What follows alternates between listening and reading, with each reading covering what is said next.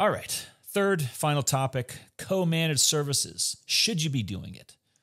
I know a lot of you out there in MSP world do offer co-managed services. What is co-managed services? It's this idea that the MSP and the internal customer IT department are jointly managing whatever the object is that is being managed. It is typically something that you see at the mid-market and above the enterprise level, right? Why? Because at the SMB level, there generally isn't an IT department, internal IT department to speak of.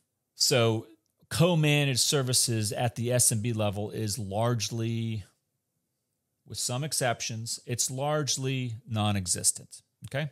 This is going to be a theme that is recurring, and you're going to hear a lot about it in the context of compliance, because this is where we're seeing co-managed services really have some metal on metal grinding and friction is in the compliance realm.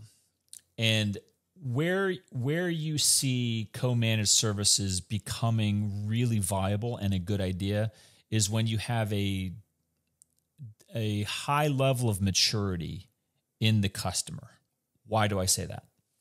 I say that because you can't have co-managed services if the internal IT department isn't up to pulling their end of the weight. If co-managed services, the MSP and customer, are two equal parties working in tandem to the same goal, one's internal, one's external, the maturity level of the internal IT department has to be somewhere on par with the MSP. Otherwise, you're going to have a disparity.